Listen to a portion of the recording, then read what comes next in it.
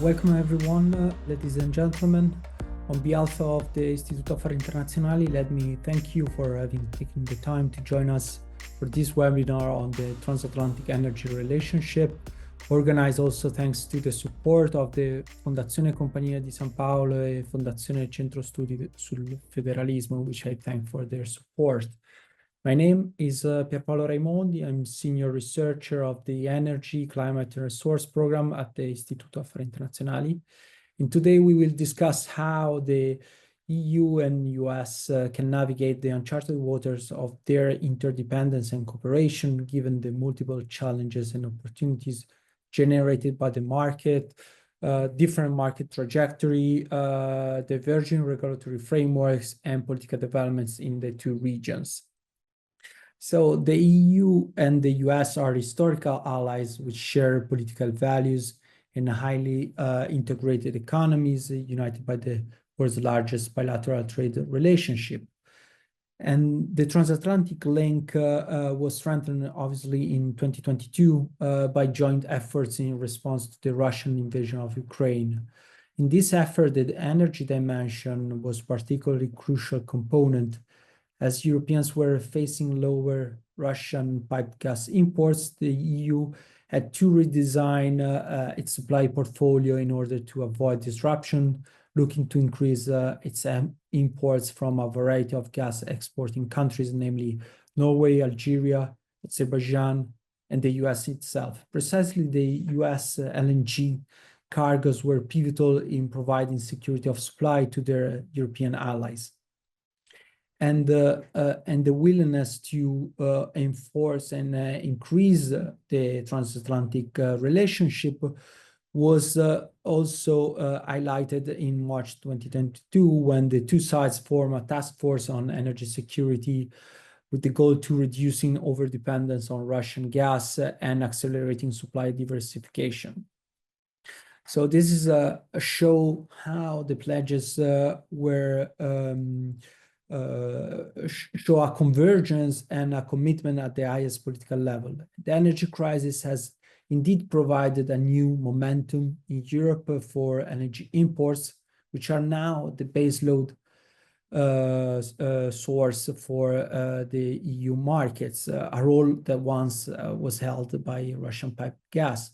To give you some numbers and figures, Russian gas share of EU gas supply declined from 42% in 2020 to 12% in 2024. And by contrast, LNG accounted 37% in 2024 from 23% in 2020.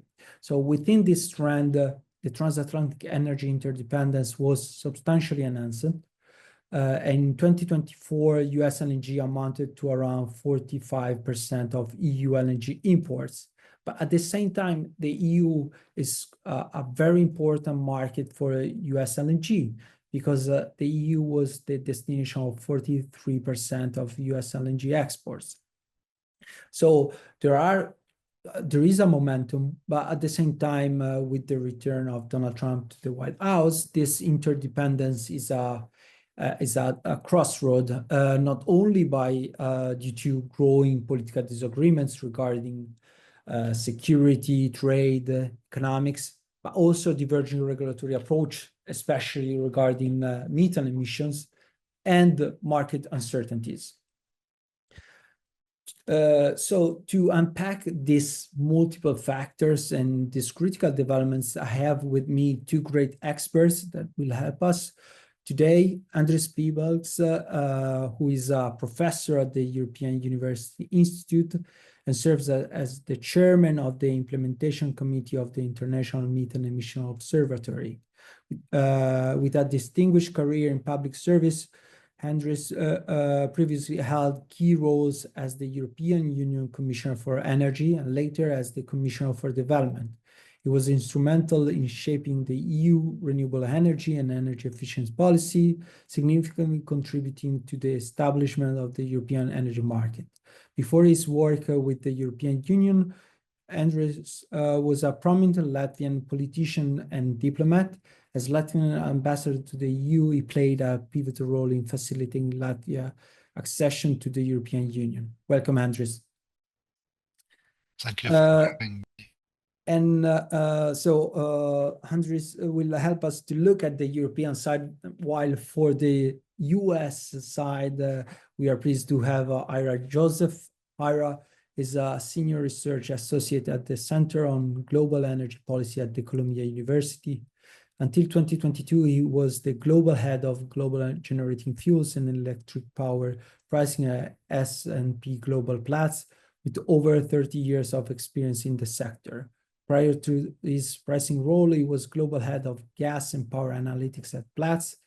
Ira joined S&P Global Platts during the acquisition of Pyra Energy Group in 2016. Before Pyra, he worked at the Energy Intelligence Group, where he was the editor-in-chief of World Gas Intelligence and author version of the International Crude Oil Handbook and the original Global Gas Handbook. Good morning, Ira. So let me start with you, Ira. We know that Donald Trump has taken a clearly different stance on energy policy compared to his predecessor. And the main mantra here now is drill, baby, drill, although there are some uncertainties regarding the market response.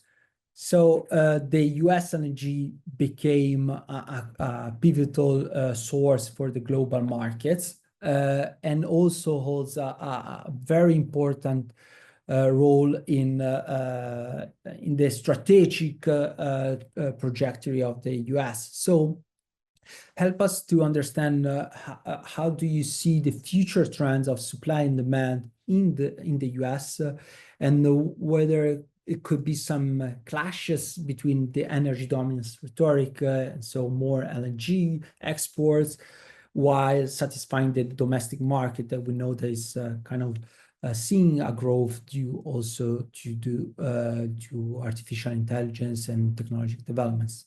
Thank you. Thank you for having me. So a lot to unpack there. I mean, I think sort of what the president has really shown to be his true stripes on this is that he wants a low oil and gas price environment for his constituency.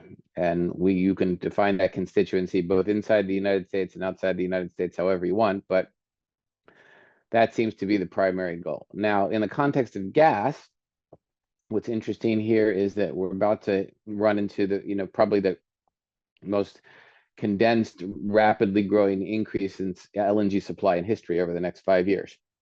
And in that regard, there's a lot of moving parts here about what can happen.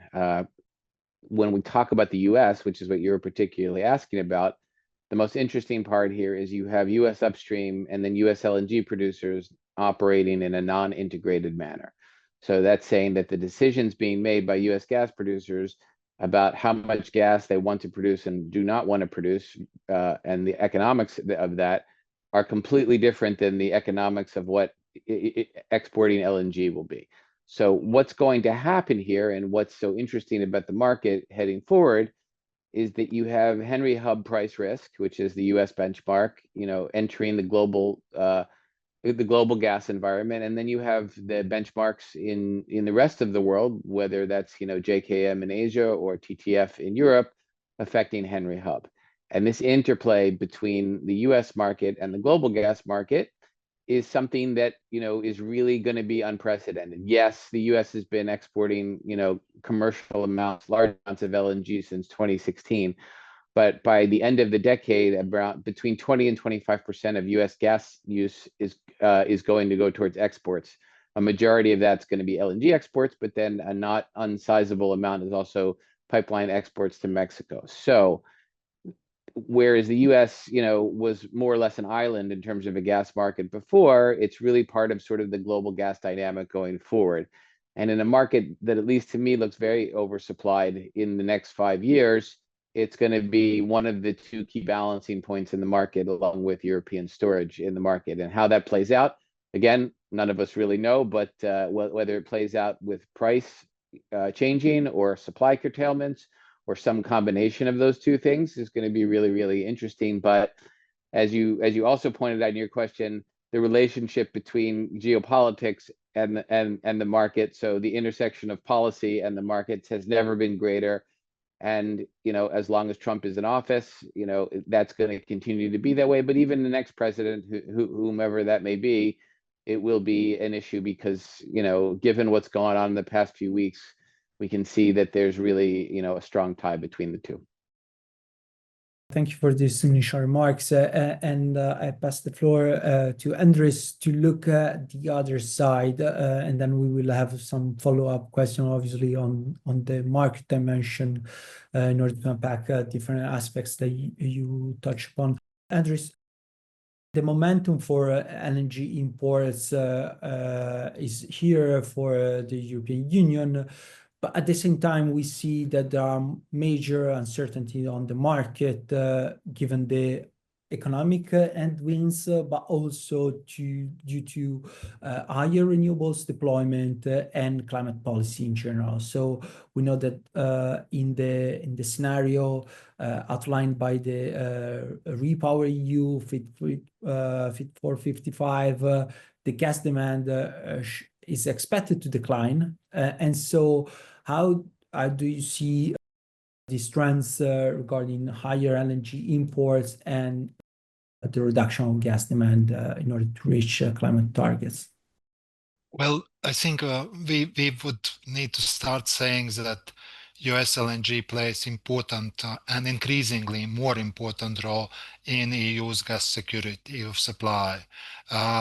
We got roughly 20% last year of imports coming from US LNG.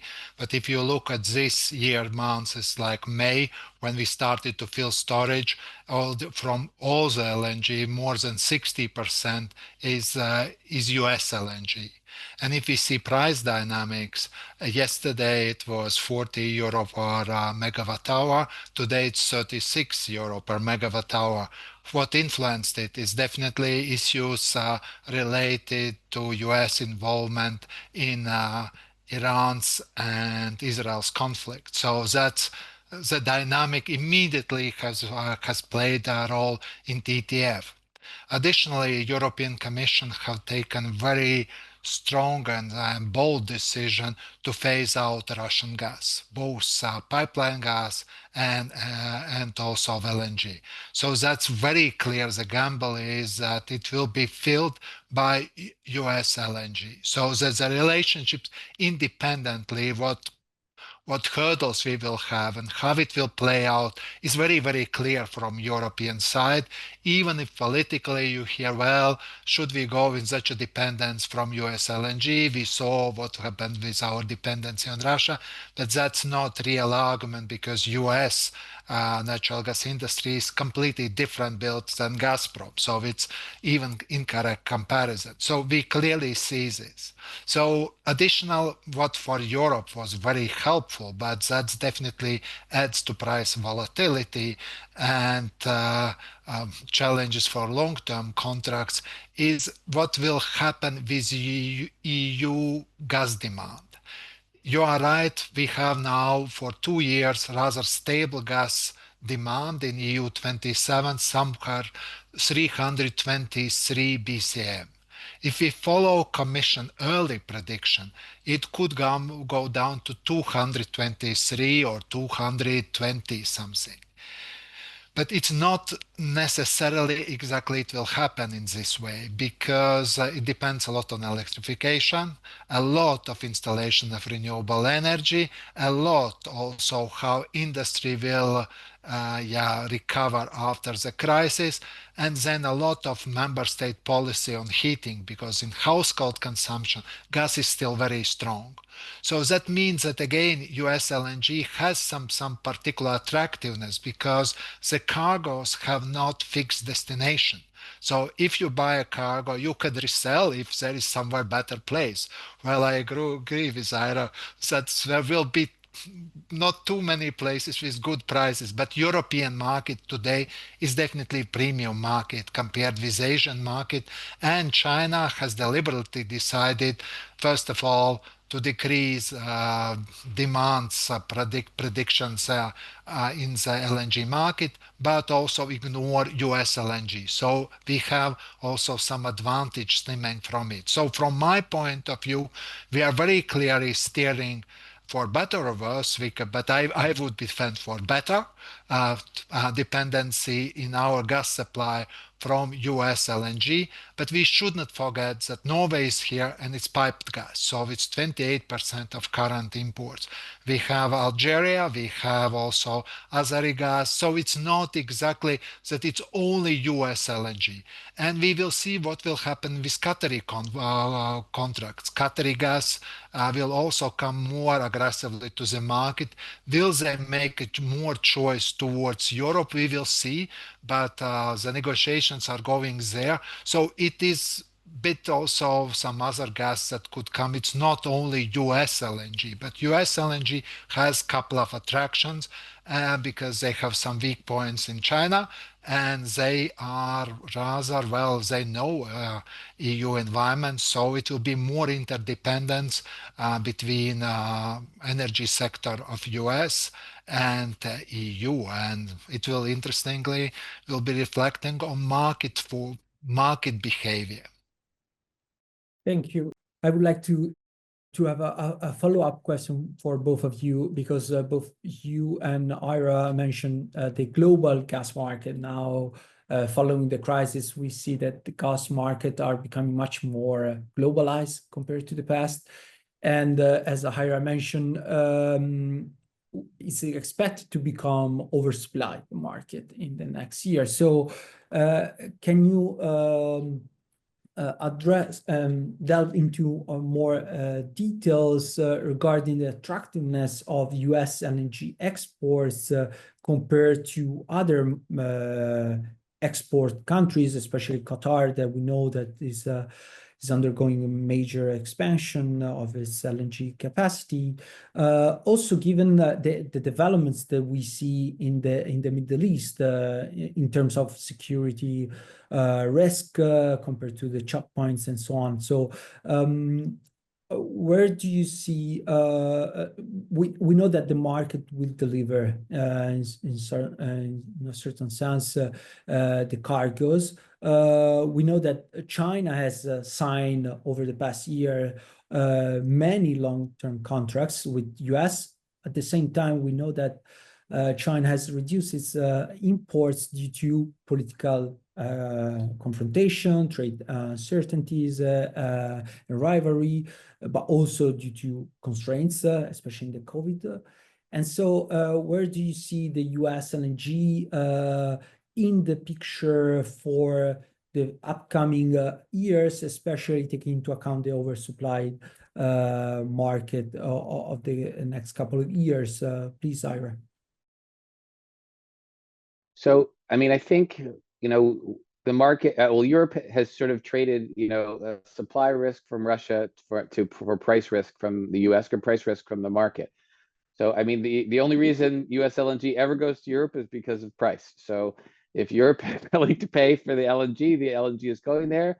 If, Bangladesh is willing to pay more, then it's going to go to Bangladesh. So it really, I look at it sort of purely commercially. I mean, obviously there are policy elements of this as well in terms of the relationship, but to me, it's purely commercial. And when you get into the commercial realm, you have to realize a couple of things that are important. As Andreas said, European gas demand is falling. It's been falling for 20 years, more or less, if you adjusted for weather, and it's going to continue to fall. So we're talking about replacing supply with supply and not meeting demand for a market that's growing, or in any scenario, almost any scenario I could possibly think is going to grow. Maybe stabilize, maybe not fall as fast as before, but certainly at these prices, it's not going to.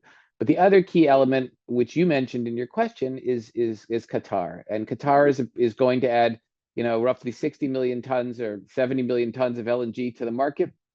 And none of it has been signed under long-term contract with any end users, as far as I can tell.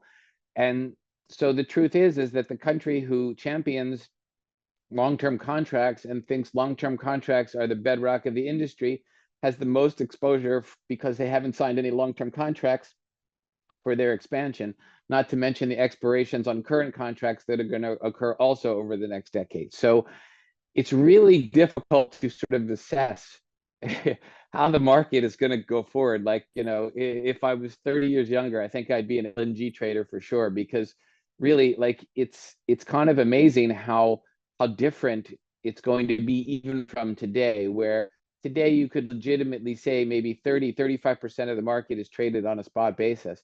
But if the Qataris don't sign any of this volume under long-term contract, you're talking about then completely restructuring the way they sell LNG, which, to Andres's point, is important, is that right now Europe only takes about 20% of Qatari LNG exports. We have no idea what that number is going to be in the future.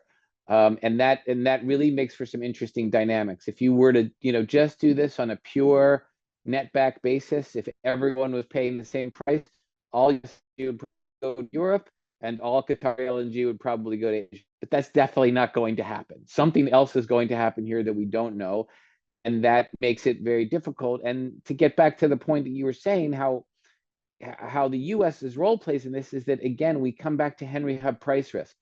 If TTF and JKM come down, that makes the US LNG unprofitable to export. One of two things is going to happen. Someone is going to shut in LNG production, or the price of Henry Hub is going to up in order to keep the arbitrage window open for the US LNG to export. Some dynamic and some combination of those two things are going to happen on a real-time basis, which is pretty significant, because you're talking about when you're talking about shutting in trains, you're talking about massive swings in gas demand in the US if you do that.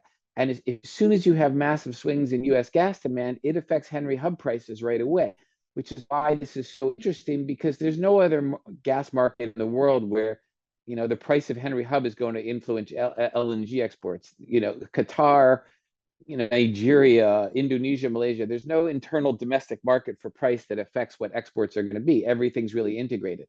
That's not true in the US, So, it comes down to the risk of prices changing, and also how that affects US gas production, which we can talk about later. But I'm interested in what Andres has to say here, particularly about the part, and I'll ask the question for you, Pier Paolo, which is, how much incremental Russian pipeline gas is going to ever come back to the market, and what would the EU, what would you think the EU would do about that? Well, I will start with Ira's question. If the regulations that is proposed will be adopted, it depends on European Parliament and majority of EU qualified majority in member states. It will not come back, whatever the conditions are, because EU legislation is very difficult to change. Once it adopted, even perfect, it's cut in a way in a stone. So to go backwards, you need new majorities, and it does not fly anymore. To make such a type of watershed decision is very difficult. So that's why I said Commission decision is very bold. You can't go back if even you would wish. So that basically means Russian gas is out, and you have also monitoring. You can't really push it through backdoor. So you really have a completely different system. Why Commission has decided to do this? There are two reasons. One, Commission doesn't believe that there will be predictable Russian in foreseeable future. So as soon you have a bad experience and unpredictability, then better don't go in this relationship. And the second is, it's true that we are continuing to pay to finance Russian war machine. So now in more complex geopolitics, this 23 billion euro annually could make a small difference, but still some difference in this respect. So you need to be also consistent. So I don't see Russian pipeline gas coming back, because there is, by adopted, you have no plan B in this respect. And then it is also perhaps wishful thinking. Commission really believes that demand for gas will go strongly down. 100 BCM already less by 2030.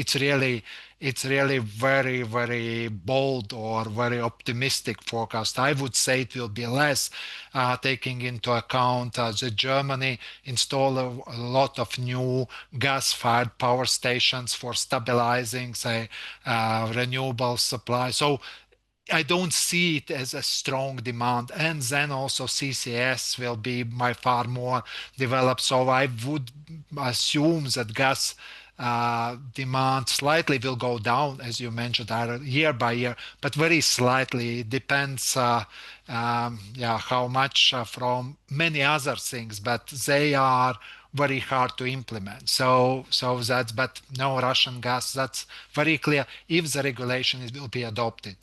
I assume that the regulation will be challenged also in European Court of Justice. Has Commission enough legal grounds really to propose it? They base it on the exclusive power of external trade. That is one. So I think that's watertight. And then second, from security of supply and internal market reason. And this could be challenged in the court, I assume, but you could also argue that if you have in one part of internal market unpredictable supplier, it affects the whole market. So I would say that Commission will survive if this legislation will be challenged in the European Court of Justice.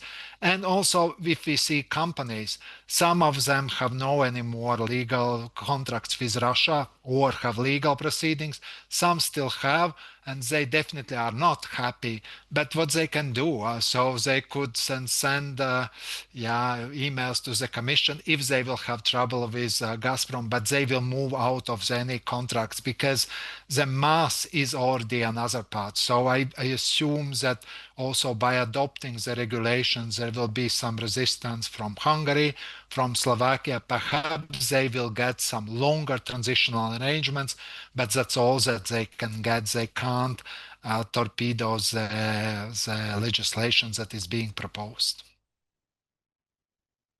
Thank you, Andres. And allow me to make you another question on the EU side, because again, it's a matter of market condition as well in order to attract the LNG and the gas in general. And so, where do you see the idea to sign new long-term contracts, also given the climate targets that we have?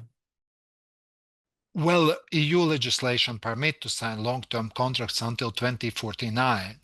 The challenge is a bit of EU regulation. For example, methane regulation has opened a lot of things that are not quite clear.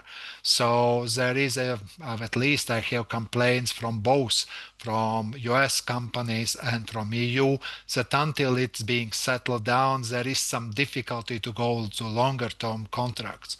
But it will be done, I would say, in a couple of years. So until then, we would need really to adjust that there will be more spot, more volatility.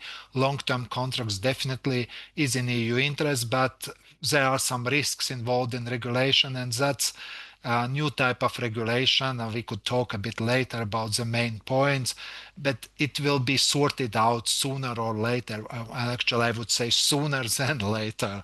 So it does not prevent to do this. So I think it will be also better understanding how EU is moving to targets, what role play gas, is it is transitional fuel or it is a more permanent part of energy system, even if you are go for decarbonization. So there are many things that will be more clear in next 5 to 10 years. Thank you. And regarding the regulation, another major uncertainty, I would say, for the transatlantic energy relationship is the approach to regulation and climate regulation in general. So again, we saw that Donald Trump has a completely different approach, and he sees that regulation is a kind of a barrier to unleash energy dominance, and this is why, for example, in May 2025, the EPA kind of launch a new way of deregulation regarding energy emissions, but also methane emissions in the oil and gas. I would like to ask to Hira how the operators, as you mentioned, it's a very fragmented supply chain compared to other producers, how the operators in the US industry see this deregulation wave, and how the regulation wave could ultimately kind of undermine the appealing of US LNG for EU importers. So, okay, so two parts. One is the second part is that I think, you know, if the EU adopts stricter regulation on fugitive gas emissions coming from LNG, I'm pretty sure that, you know, the sellers of the LNG out of the US are going to have to eat that margin. Because compared to Qatar, which is the low-cost producer of LNG in the world, you know, the US is going to have to sort of tighten up the screws if that type of EU legislation goes through. And I think that's really important. But in the broader sense here, like I always remind people of this because it's so important, is that more oil and gas production growth occurred during the Obama administration than the next 4 US presidents combined ever. So you never, and he was considered, you know, anti oil and gas industry. So you never are totally sure what the effects of, you know, regulation or deregulation or whatever you want to call, whatever is defined as deregulation these days, is going to have the effect on the market. I think the US gas market, despite very low prices, sellers have the exact same problem that the LNG market has, which is that where's the demand for the gas going to be? Even in a market like the US, where we've had $2 to $3 gas for as long as I can remember now, demand growth has simply not been that strong. I mean, it's not, I mean, certainly stronger than Europe, which is falling, and you know, somewhat comparable or less than Asia, but it's where this demand is going to come from for all this gas is really sort of the question. Now, obviously the issue of data centers and artificial intelligence are going to come up, but we're not completely sure, you know, whether that's going to add 30 BCM to the market or 100 BCM to the market, or frankly nothing at all, because it gets very complicated. But it's the issue is, you know, the investment, to me, from a regulatory perspective, the more significant investment is how much and how quickly investments can be made in creating gas demand rather than creating gas supply. I think the market will sort of take care of itself on the supply side, and so much of the US gas is associated gas anyway, so it's really going to depend on oil prices. But the demand side is very, very tricky. I mean, it's, you know, there's a case to be made that in place like Marcellus Utica or the Permian Basin, you know, the data center demand growth is going to grow there because the gas is stranded or trapped potentially, less so in the Permian Basin certainly than Marcellus Utica.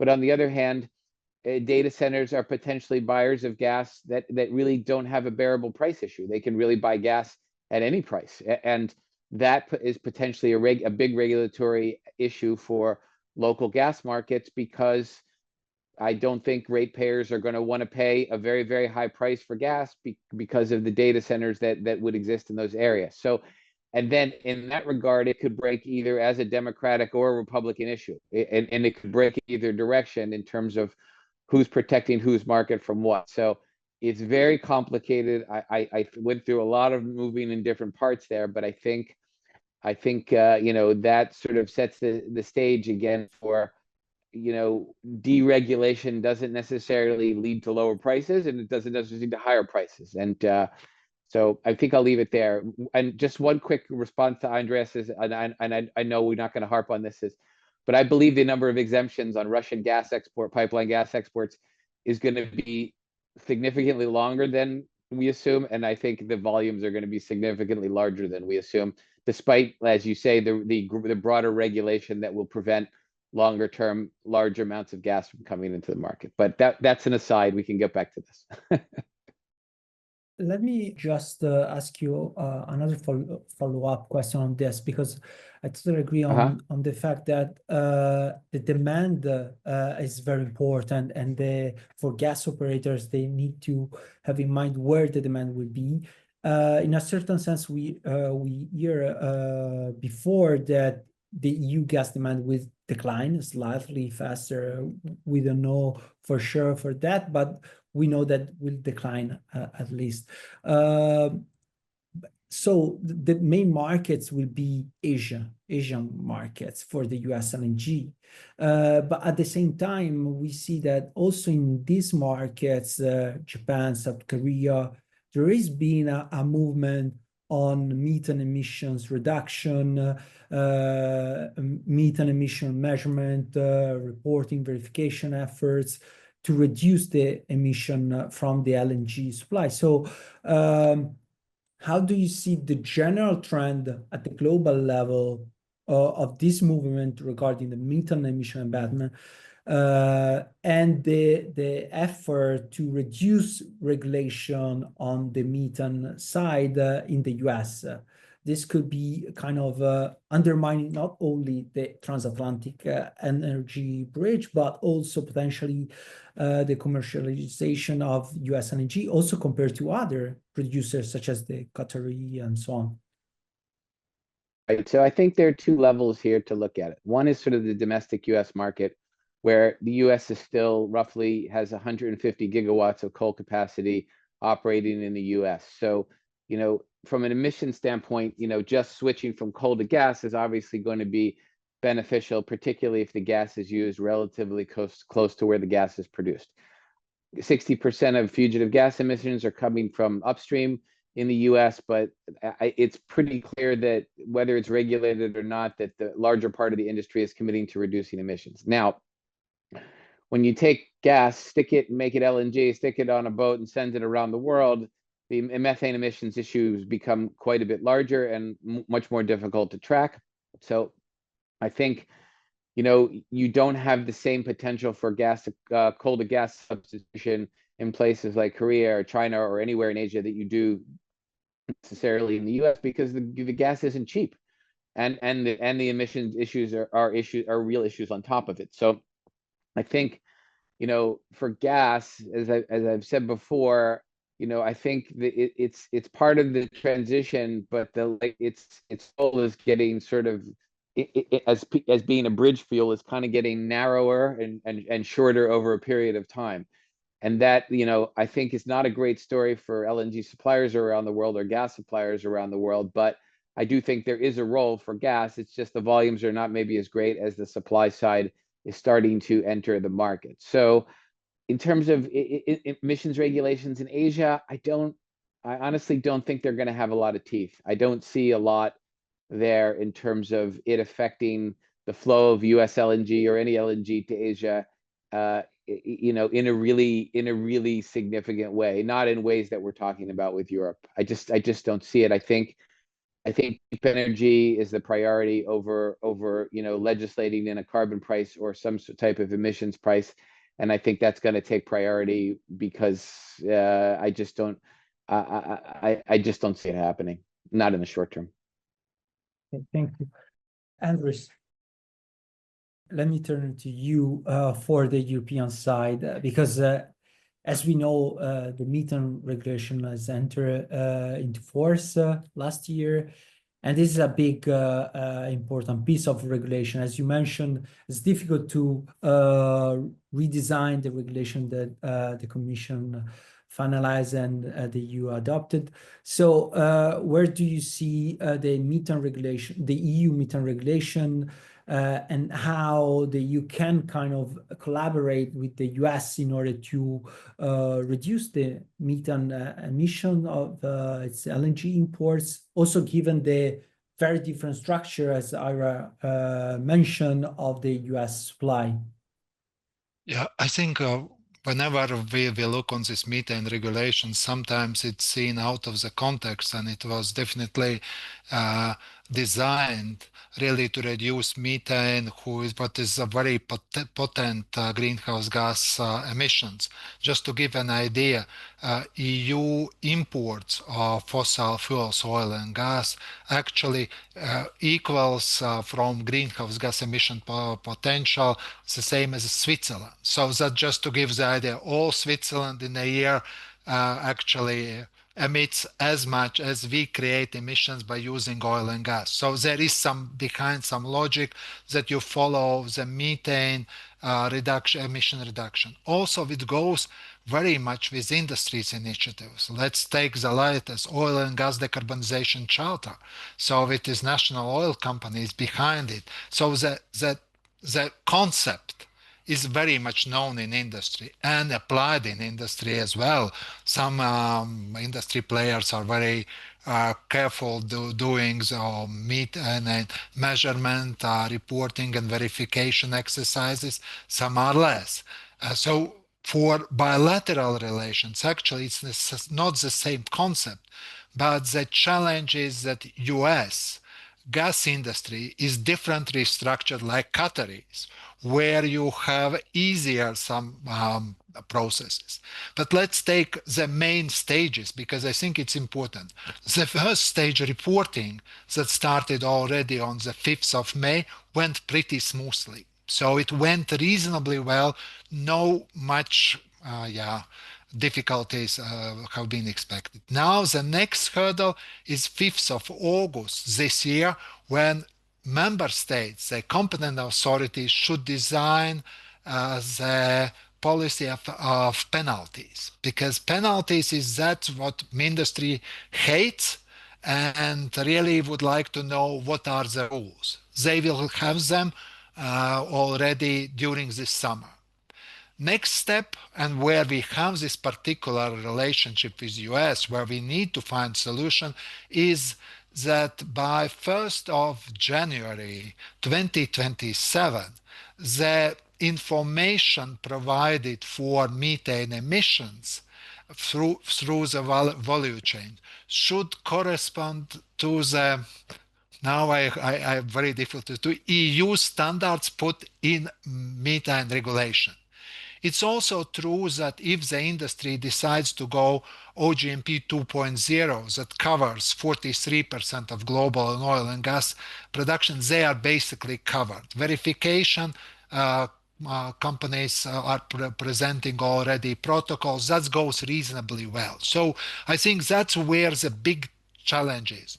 And there EU has two ways or no agree on equivalence, regulatory equivalence. That for me was always most preferred, but it could be difficult with current administration, or really to design rules that are taking into account the specificity of US sector where many producers is by far more complex value chain, but on the plus asset side some companies like Cheniere already propose how they could deal with this, and it is transparent enough and responds to the spirit of regulation.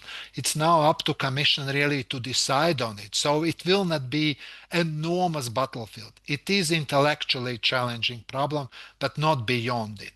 And then next steps on methane emission standard, I don't see that will be so big difficulty because industry has used it, methodology could be worked out, and so it's definitely is a challenge, but I don't see that it hampers or questions relationship between EU on US on LNG imports. It's not so bad, or regulation is not designed in the way that it really could undermine more LNG cargoes. And we see in May, we have record number of US cargoes of LNG coming to EU market, and we have a regulation already in place. So industry would like more clearer situation, but that's all. I think also you could add to that arguably if methane higher emission standards are a priority, that would be the biggest impediment for Russian gas coming back into the market, because that their fugitive emissions issue is much greater than I think anything we're really seeing in the US. Yeah, I do agree.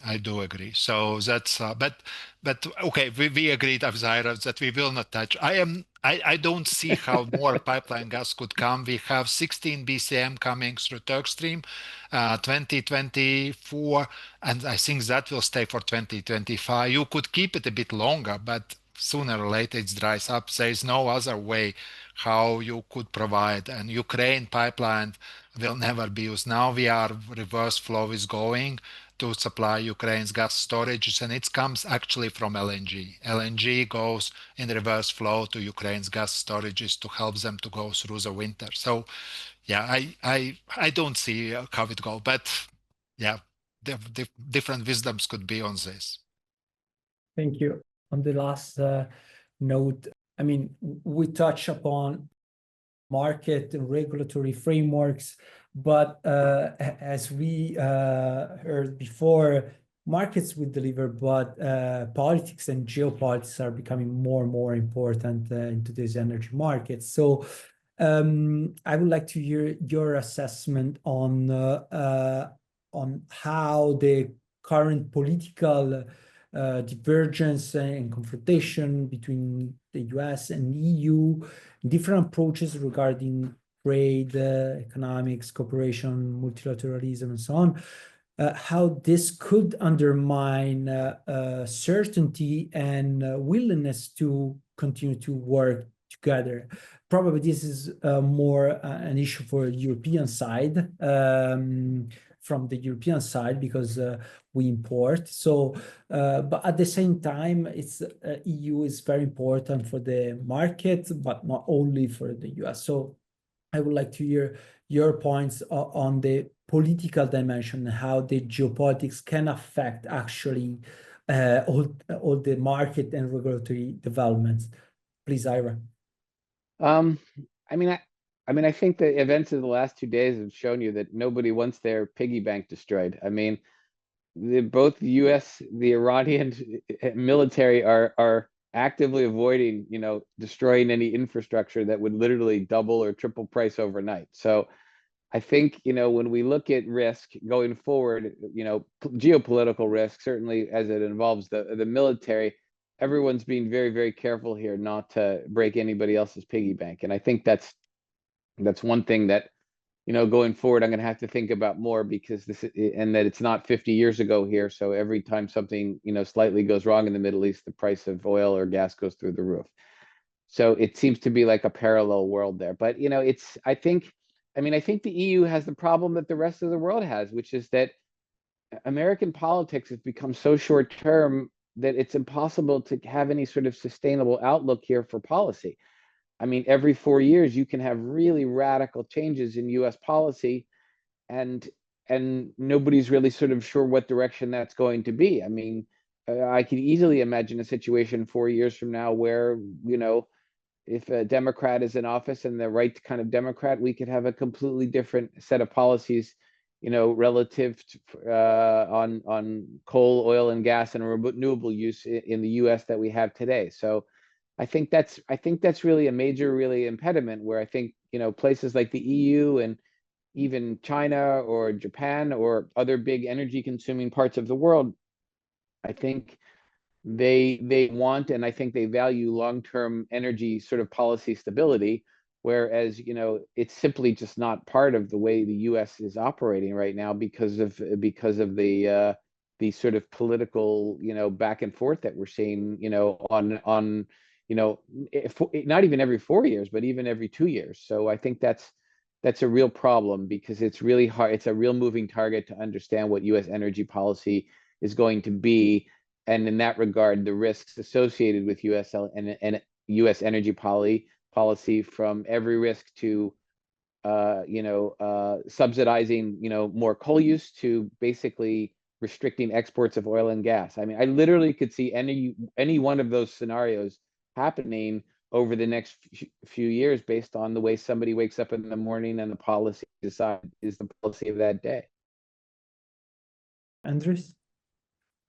Yeah, well, I expected a lot of perturbations during this year, but definitely what happens, it exceeds whatever my wildest nightmares. So it's really unpredictability enormous is being built, and it will not change, because if you have not internationally based mechanisms to sort the conflicts, to sort the problems, then you are permanent in trouble. So the relationship EU-US will be permanently in a nervous state.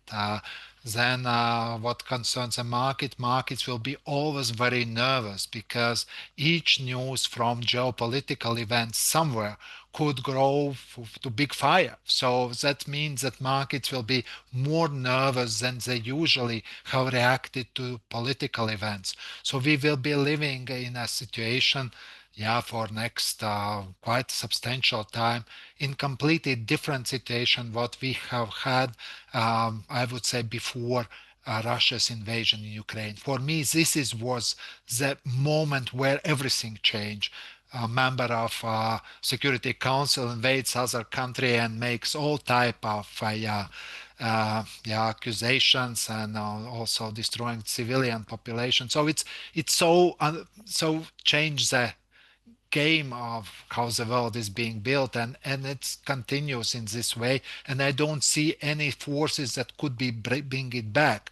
So it's very clear that US policy is crucial to find solutions, but how it will be played, it's very much depend on current administration, and they are rather doing a lot of interesting things, but it's very difficult to see how it will work out in the medium or longer term periods. That, I think, is a challenge that everybody has. We will, I think, have NATO summit now coming, and that's also, if somebody would say that the NATO member states would agree a 5% defense spending target a year ago or half year ago, I would say no, that's never would happen. Now it is there. What conclusions it will bring, how it will change the world, I don't really know, but it is more volatile. That will affect energy prices and also energy relationship. There is established dialogue between EU and US on energy relations. I assume that it will continue with agenda more on geopolitics and on fossil fuels, so definitely less, but there will be some contact. So in a way, in this troubled world, I hope that we will continue to be in decent contact and at least to talk to each other. Thank you to end up with this little positive note on the dialogue. Certainly is for sure the need to continue to have a stable relationship and certainty, because also the market requires certainty to have investments and projects and so on. So that's very important. With this, I want to thank our two panelists for this insightful discussion, their inputs on the current and future opportunities and challenges for the transatlantic energy relationship. As we heard, it's very difficult to predict not only the medium and long term, but also the short term trajectory of this relationship, which remain very crucial, also looking at what is happening outside the Atlantic basin, but in the Middle East, for example, but also in Asia. So thank you to our audience, and I invite all of you to keep following our work on the YAI website, and wish you good evening and good morning for IRA. Thank you.